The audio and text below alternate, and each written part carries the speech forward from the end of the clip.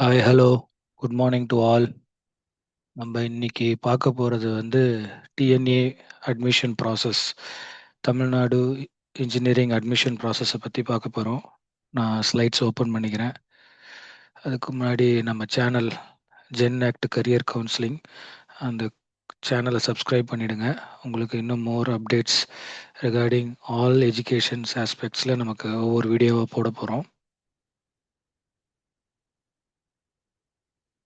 Hope my slide is clear. Okay okay first TNEA brochure analysis.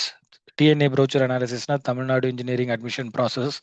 அது என்னென்ன பண்ணுறாங்க, எப்படி எப்படி கட் ஆஃப் மார்க்கு, என்னென்ன கவுன்சிலிங்கு, சாய்ஸ் ஃபில்லிங்னா என்ன, காலேஜஸ்லாம் எப்படி இருக்குது, எப்படிப்பட்ட காலேஜ், கவர்மெண்ட் காலேஜ்லாம் என்ன, கவர்மெண்ட் எய்டட் காலேஜ்லாம் என்ன, செல்ஃப் ஃபினான்சிங்னா என்ன, அதுக்கப்புறம் என்னென்ன கோர்சஸ் இருக்குது அப்படிங்கிறத பார்க்க போகிறோம். போன வீடியோவில் நம்ம பார்த்தது நம்ம number of courses in engineering college, அப்புறம் ஒரு காலேஜ் எப்படி சூஸ் பண்ணணும், அந்த காலேஜில் என்னென்ன ஃபீச்சர்ஸ் இருக்குது அப்படிங்கிறத போன வீடியோவில் பார்த்தோம். அந்த வீடியோ பார்க்கலன்னா போய் பார்த்துட்டு வந்துடுங்க. அந்த டிஸ்கிரிப்ஷன் லிங்க் இந்த டிஸ்கிரிப்ஷனில் கொடுக்குறேன். So now today the video is Tamil Nadu engineering admission brochure analysis, presenting by myself Karthikeyan, career consultant. So இதுதாங்க Tamil Nadu engineering college counselling process. இதில் பார்த்தீங்க அப்படின்னா மொத்தம் 438 காலேஜ் இருக்குது தமிழ்நாட்டில், அண்ணா யூனிவர்சிட்டிக்கு அஃபிலியேட்டடாக. அதில் 117 கோர்சஸ் இருக்குது. அப்ராக்சிமேட்டாக பார்த்தீங்கன்னா ஒரு வருஷத்துக்கு 1,50,000 1,80,000 இன்ஜினியரிங் சீட்ஸு நம்ம தமிழ்நாட்டில் இருக்குது.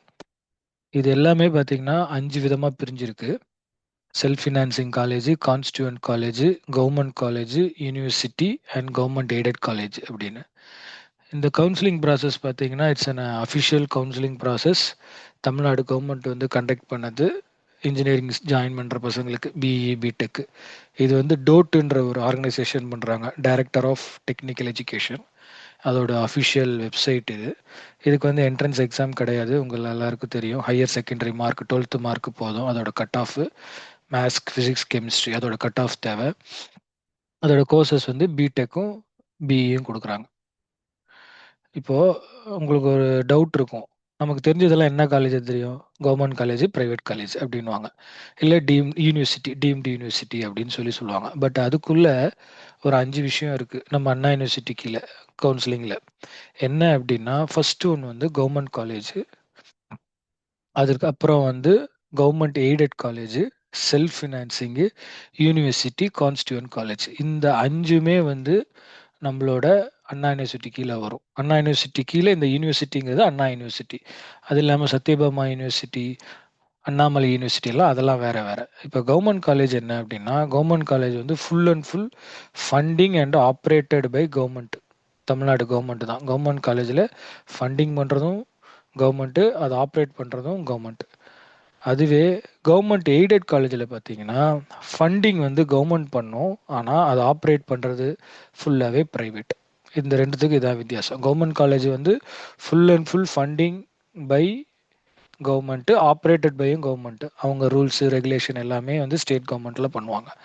ஆனால் கவர்மெண்ட் எய்டட் காலேஜஸில் ஒன்லி ஃபண்டிங் மட்டும்தான் கவர்மெண்ட் கொடுக்குது, மற்றபடி மேனேஜ் பண்ணுறது ஃபுல்லாகவே ப்ரைவேட் தான். அதுதான் கவர்மெண்ட் எய்டட் காலேஜ்.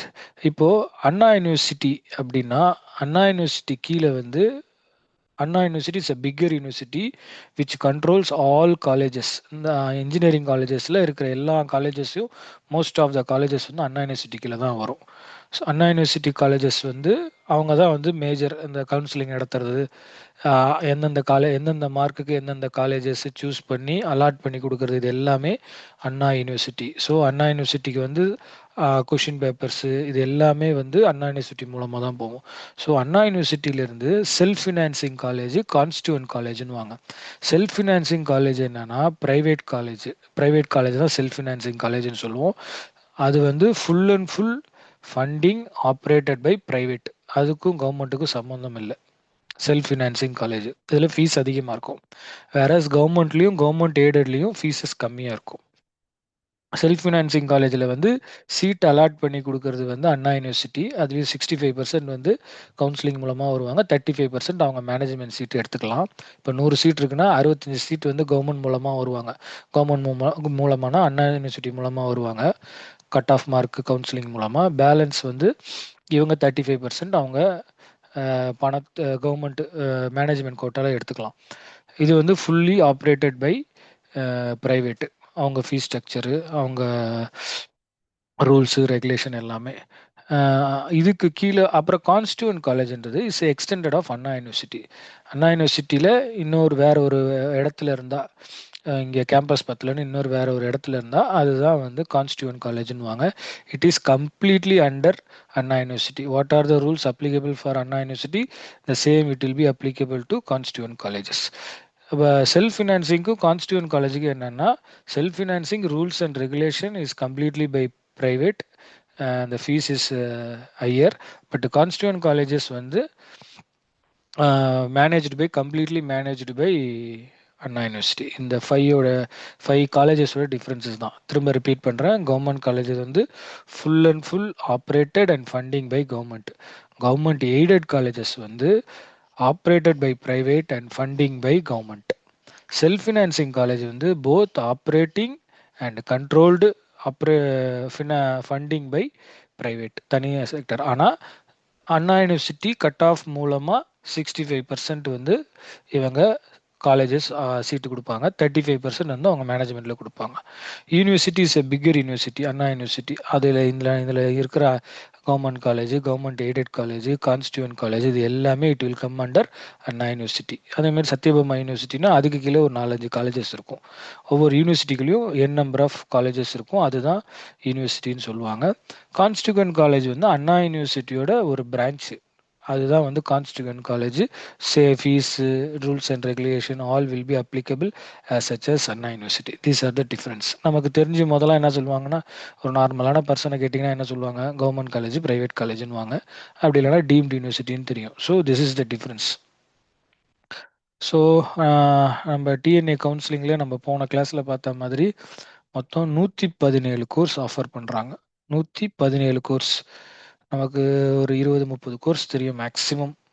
ஆனால் நீங்கள் இதோட பவுச்சருக்குள்ளே போய் பார்த்தீங்க, அண்ணா யூனிவர்சிட்டி ப்ரௌச்சருக்குள்ளே போய் பார்த்தீங்க அப்படின்னா 117 காலேஜஸ் இருக்குது டோட்டலாக.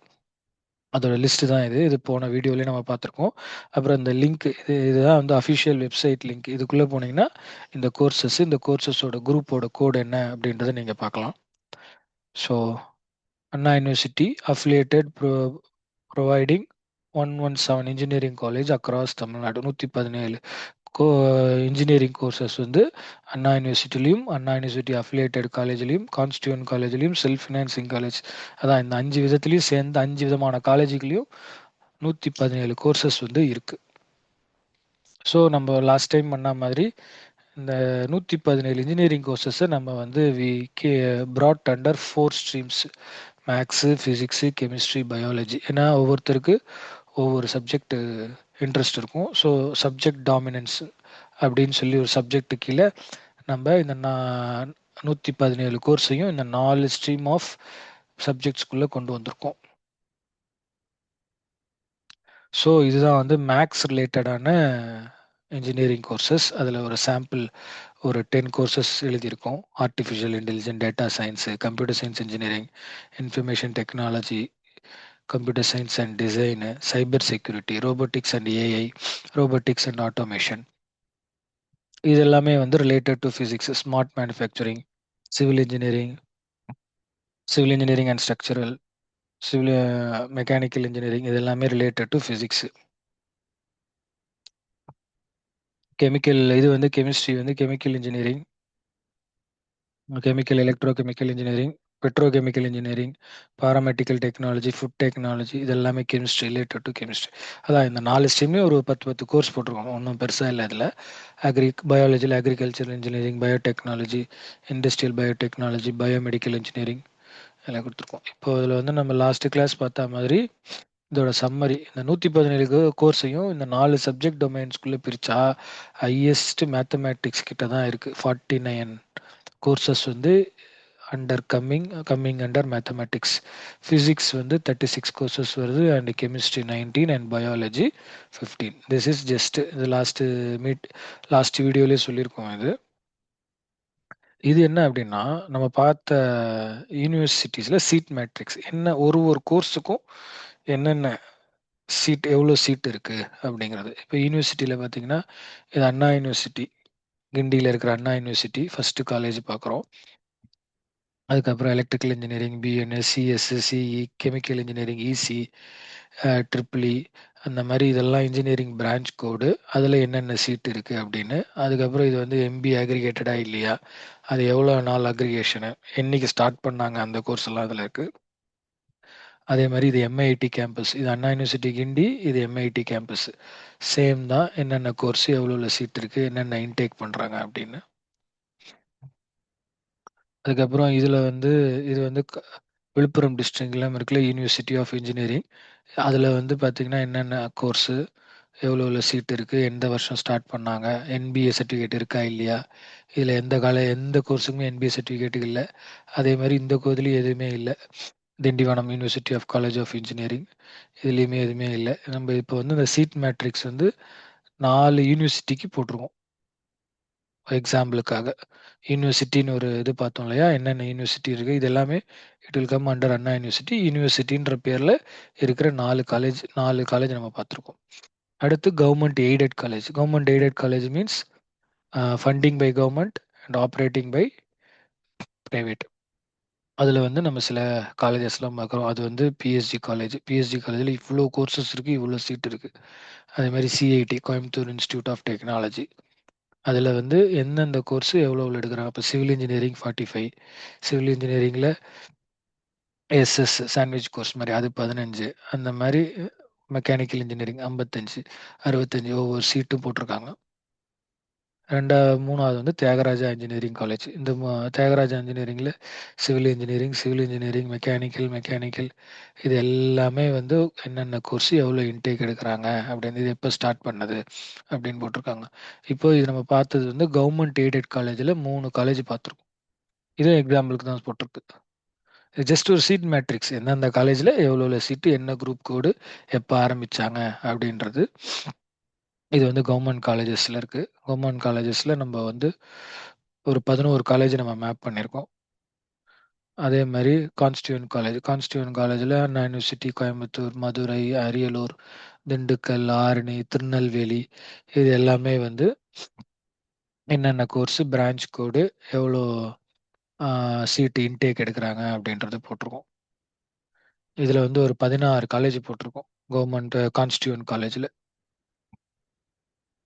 அதுக்கப்புறம் என்ஐஆர்எஃப் காலேஜ்னா என்னன்னு சொல்லியிருக்கேன்னா உங்களுக்கு, இது வந்து என்ஐஆர்எஃப்ன்றது ஒரு certificate, national institute of ranking matrix அப்படின்னு சொல்லுவாங்க. இதில் வந்து பார்த்தீங்கன்னா இந்த காலேஜ் வந்து நல்ல காலேஜ், டாப் 10, டாப் 100 அந்த மாதிரி காலேஜஸ்லாம் வந்து என்ஐஆர்எஃப் ரேங்கிங்கில் இருக்கும். ஸோ தட் இதில் வந்து கோர்ஸும் நல்லாயிருக்கும், பிளேஸ்மெண்ட்ஸும் நல்லாயிருக்கும், பசங்களுக்கு நல்ல எக்ஸ்போஷர் கிடைக்கும், வெபினார், செமினார் அப்படின்றது, அது எல்லாமே என்ஐஆர்எஃப் காலேஜில் வரும். என்ஐஆர்எஃப் காலேஜ் வந்து கொஞ்சம் ஸ்டாண்டர்டான காலேஜ். இது வந்து இயர்லி ஜூன் மாதம் ரிலீஸ் பண்ணுவாங்க.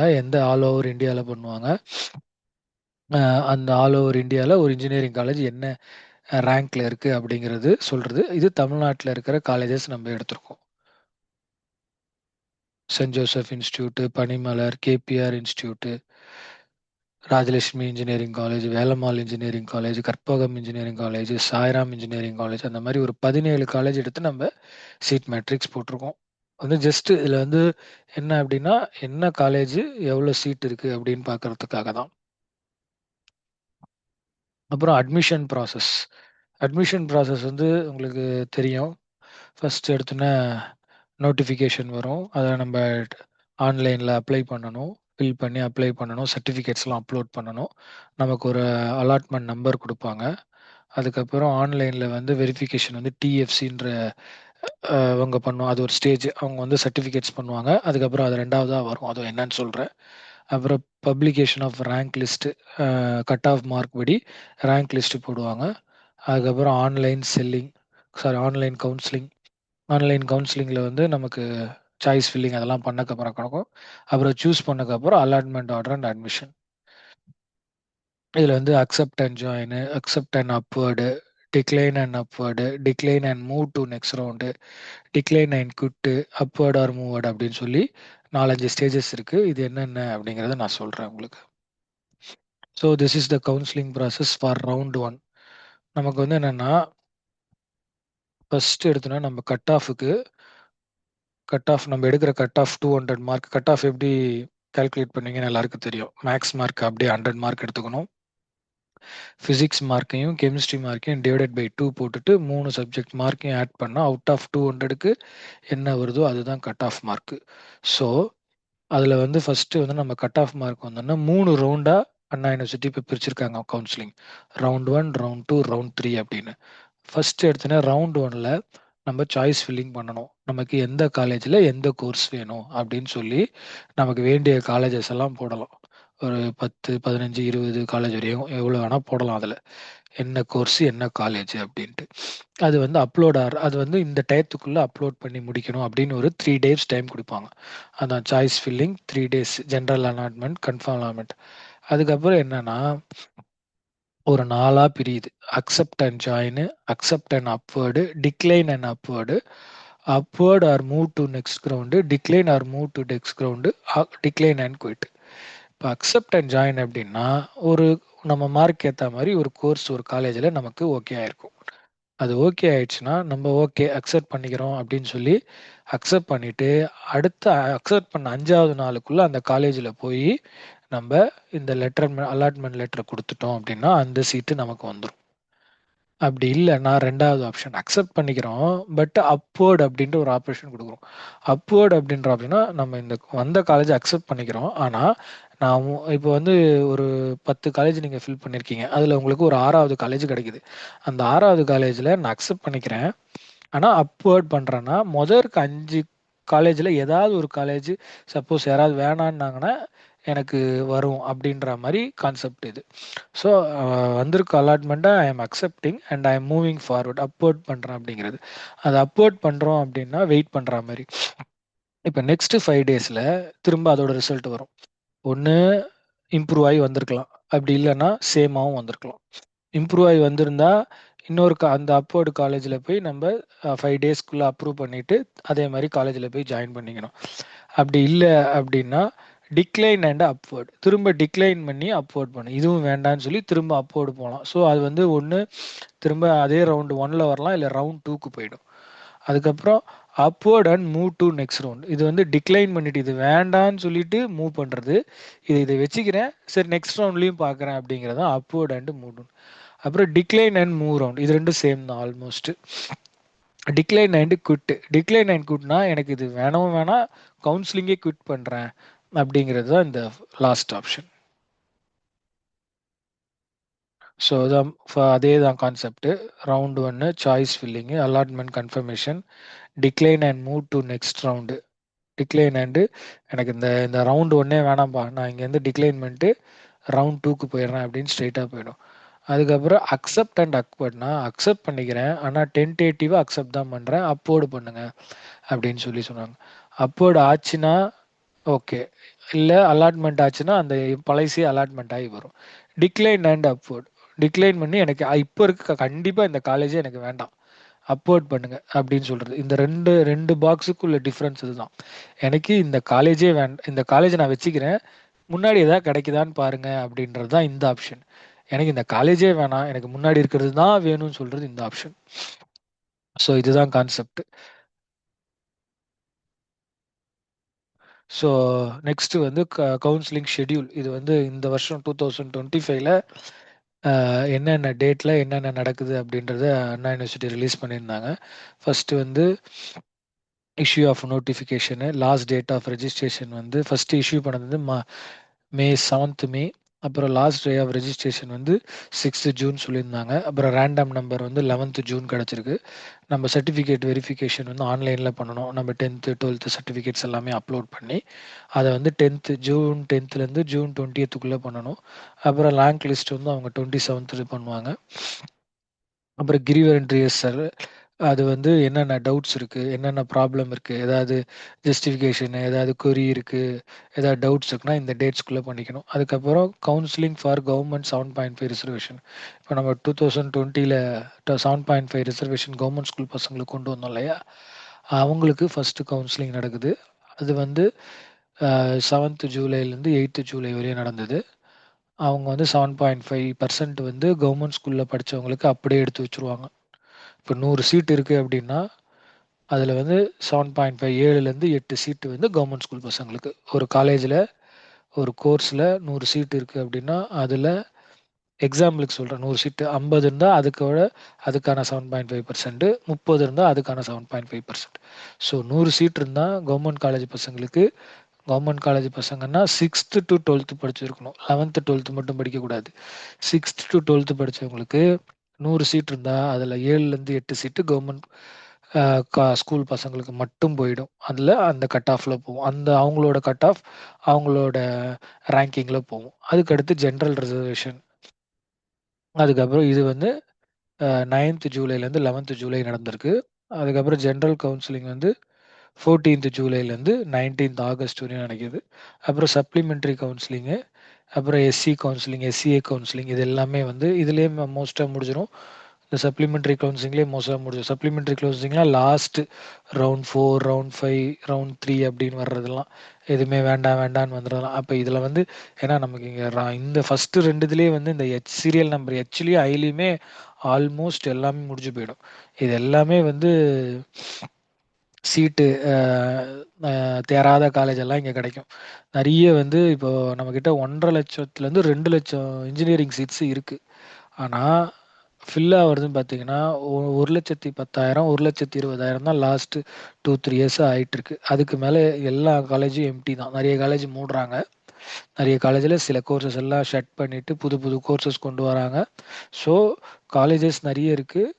அதர் ஸ்டேட் பீப்புள்ஸ் இங்கே நிறைய வந்து படிக்கிறாங்க. We having 1.5 to 2 lakhs engineering seats per year. ஆனால் கவுன்சிலிங் மூலமாக ஃபில் ஆகுறது 1.1 lakh இல்லை 1.2 lakh தான் ஆகுது. பேலன்ஸ் எல்லா காலேஜஸ்லேயும் சில சீட்ஸ் எல்லாமே ஐடியலாக இருக்குது. விச் இஸ் பிலோ ரேங்கிங், அதாவது லோ ரேங்கிங் உள்ள காலேஜஸ் எல்லாமே. டாப் ரேங்கிங்லாம் ஃபஸ்ட் 2 to 3 டேஸ்லேயே இதாகிடும். எஸ்எஸ்என், சாய்ராம், ராஜலட்சுமி, இந்த மாதிரி காலேஜஸ் எல்லாமே, டாப் காலேஜஸ் எல்லாமே ஃபஸ்ட்டு 3-4 டேஸ்லேயே ஃபில்அப் ஆகிடுது. ஸோ திஸ் இஸ் என்ன எலிஜிபிள்னு பார்த்தா இதுதான் கட் ஆஃப் மார்க்கு. இப்போ இப்படி தான் உங்களுக்கு வரும். இதில் வந்து ஃபஸ்ட்டு ரவுண்டு ஒன்று வந்து ஸ்டார்ட் ஆகிறது 200 மார்க்கில் ஸ்டார்ட் ஆகுது. அது எண்ட் ஆகிறது 179 மார்க். இந்த மார்க்குள்ளே இருக்கவங்க வில் பி அட்டெண்டிங் ரவுண்டு 1. இது வந்து பார்த்தீங்கன்னா ரேங்க் 1வது ரேங்க்லேருந்து முடியறது வந்து 39,001 ரேங்க். அதுக்கப்புறம் சாய்ஸ் ஃபில்லிங் இந்த டேட்லேருந்து இந்த டயத்துக்குள்ளே, இந்த டேட்லேருந்து இந்த டயத்துக்குள்ளே முடிக்கணும். அப்புறம் டென்டேட்டிவ் அலாட்மெண்ட்டு, அப்புறம் டென்டேட்டிவ் அலாட்மெண்ட் கன்ஃபர்மேஷன். இது வந்து டென்டேட்டிவ் அவங்க நமக்கு கொடுக்குறது இந்த காலேஜுன்ட்டு, நம்ம அதை கன்ஃபார்ம் பண்ணுறது. இது வந்து ரிலீஸ் ஆஃப் ப்ரொஃபஷனல் ஆட்டமே அக்செப்ட் அண்ட் ஜாயின். இது எல்லாமே அக்செப்ட் பண்ணி ஜாயின் பண்ணுறதுக்கு, திரும்ப அப்லோட் பண்ணுறதுக்கு, திரும்ப ஸ்டார்ட்டு எண்டு, அப்புறம் ரிலீஸ் ஆஃப் ஃபைனல் ஆர்டர். இதுதான் வந்து ஃபைனல் ஆர்டர். இது எல்லாமே அப்படியே ப்ராசஸ். இப்போ வந்து அதே மாதிரி ரவுண்ட் 2ல் வந்து 178.96லேருந்து 143.085 கட் ஆஃப் வரையும். ரேங்க் வந்து 39,146லேருந்து 1,37,710. அதேமாதிரி ரவுண்ட் 3 143 கட் ஆஃப்லேருந்து 775 கட் ஆஃப் வரையும்.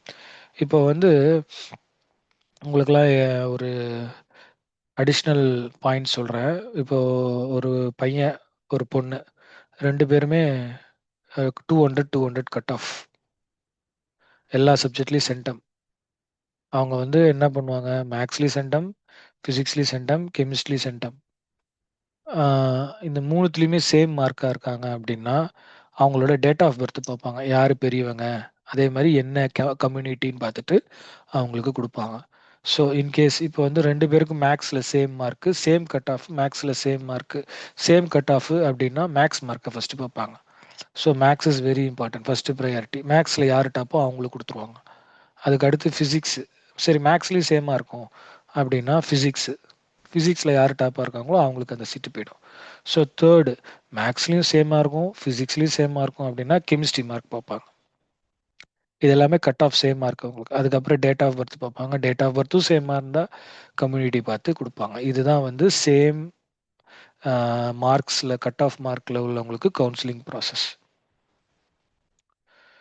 ஸோ இதுவும் சேம் தான். 7 பாயிண்ட் ரிசர்வேஷனுக்கு எங்கே அதே மாதிரி என்ன ஸ்டார்ட் ஆகுது, சேம் மார்க்ஸு, சேம் டேட்ஸ் தான். ஃபஸ்ட்டு பார்த்தது நம்ம ஜென்ரலு, இது வந்து 7.5 கவர்மெண்ட் ஸ்கூலுக்கு. ஸோ எலிஜிபிலிட்டி என்ன? எலிஜிபிலிட்டி அப்படின்னா தமிழ்நாட்டில் 8th ஸ்டாண்டர்ட்லேருந்து +2 வரையும் இங்கே படிச்சிருக்கணும். அவங்க தான் வந்து கவுன்சிலிங்க்கு அப்ளை பண்ண முடியும். +1 +2லாம் படிச்சிருந்தா அவங்கெல்லாம் வந்து மேனேஜ்மெண்ட் கோட்டா தான் போகணும்.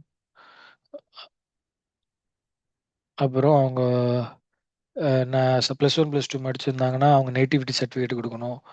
அப்புறம் children's of employees in public sector, government செக்டார்லலாம் இருந்தாங்கன்னா அதை வந்து நம்ம டாக்குமெண்ட் சப்மிஷன் அப்போ அவங்களோட பேரண்ட்ஸ் டீட்டெயில்ஸ் எல்லாம் கொடுக்கணும்.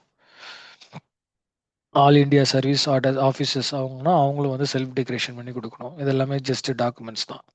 அதர் ஸ்டேட்ஸ் வந்து அவங்க வந்து அதர் ஸ்டேட் கேண்டிடேட்ஸ் வந்து அவங்க வந்து +1 +2 அதெல்லாம் மார்க்கையும் வச்சுட்டு அப்புறம் நேட்டிஃபிகேட் சர்டிஃபிகேட் பிடிக்கணும். அப்புறம் டாக்குமெண்ட்ஸ் லிஸ்ட்டு. இப்போ ஒரு கவுன்சிலிங் ப்ராசஸ் போகிறோன்னா என்னென்ன டாக்குமெண்ட்ஸ் நம்மக்கிட்ட இருக்கணும்னு, mobile number, email ID, bank account, 10th 12th mark sheet, அப்புறம் ஸ்கூல் டீட்டெயில்ஸ், 6th 12th எங்கே படிச்சிருக்கோம் அப்படின்னு, community, Aadhaar certificate, credit card. இந்த credit card, debit card, net bank டீட்டெயில்ஸ்லாம் எது கொடுக்குறோன்னா நம்ம ஃபஸ்ட்டு ஒரு ஃபீஸ் கட்டுவோம், 5000 ருபீஸ்னு ஒரு ஃபீஸு. அந்த ஃபீஸ் கட்டுறது வந்து நம்ம சீட் அலாட்மெண்ட் ஆகி காலேஜுக்கு போயிட்டோம் அப்படின்னா அந்த ஃபீஸில் அந்த பைசா கம்மியாயிடும், 5000 ருபீஸ்ன்ற பைசா. அப்படி இல்லை எனக்கு எதுலையுமே செட் ஆகலை அப்படின்னு சொல்லி நம்ம குவிட் பண்ணுறோம் இல்லையா, குவிட் பண்ணுறப்ப அந்த பைசா நமக்கு திரும்ப வரத்துக்காக தான் இந்த பேங்க் டீட்டெயில்ஸ் கேட்குறாங்க. ஸோ 99-95% வந்து ஆல்மோஸ்ட் எல்லாரும் காலேஜை பிடிச்சிட்டு போயிடுவாங்க சூஸ் பண்ணிட்டு. அது இல்லாத கேஸுக்கு இது வந்து வரும். அப்புறம் ஃபர்ஸ்ட் கிராஜுவேஷனாக இருந்தால் அவங்களோட டீட்டெயில்ஸு, அப்புறம் எக்ஸ் சர்வீஸ்மேனு, அப்புறம் ஃபிசிக்கலி மென்டலி டிசேபிள்டு அந்த மாதிரி அவங்களுக்கெல்லாம் வந்து ஸ்போர்ட்ஸ் பர்சன் அவங்களுக்கெல்லாம் தனி டாக்குமெண்ட்ஸு வச்சுக்கணும், எக்ஸ்ட்ரா டாக்குமெண்ட்ஸ். அதுக்கப்புறம் ரிசர்வேஷன். ரிசர்வேஷன் வந்து நம்ம ஒவ்வொரு கம்யூனிட்டிக்கும் என்னென்ன சீட்ஸு, எவ்வளோ பர்சன்டேஜ் சீட்ஸுன்னு சொல்லியிருக்கோம். இதில் வந்து ஃபஸ்ட்டு வந்து ஓப்பன் கம்யூனிட்டி ஓசி, அதுதான் வந்து ஹையஸ்ட் 31%. அதுக்கடுத்து பிசி வந்து 26.5%. அப்புறம் பிசிலே முஸ்லீம் 3.5%. அப்புறம் MBC most backward class and denotified communities இவங்களுக்கு வந்து 20%. அப்புறம் ஷெட்யூல் கேஸ்ட்டு 15%. ஷெட்யூல் கேஸ்ட்லேயே அருந்தரியஸ் அப்படின்றவங்களுக்கு 3%. அப்புறம் எஸ்டி ஷெட்யூல் ட்ரைப்ஸ் வந்து 1%. ஸோ இதை பேஸ் பண்ணி இதில் கவுன்சிலிங்கில் ஒவ்வொரு ரேங்க் அலாட்மெண்ட் ஆகும். ஸோ நம்ம எந்த கம்யூனிட்டியில் இருக்கோம் அப்படின்ற கம்யூனிட்டி சர்டிஃபிகேட் ப்ரொடியூஸ் பண்ணுறோம் இல்லையா, அந்த ப்ரொடியூஸ் பண்ணுறதுல எந்தெந்த சீட் அலாட் ஆகும் அப்படின்றது ரேங்கிங் மெத்தட் எல்லாமே வந்து இந்த ரிசர்வேஷன் மூலமாக தான் வர்றது.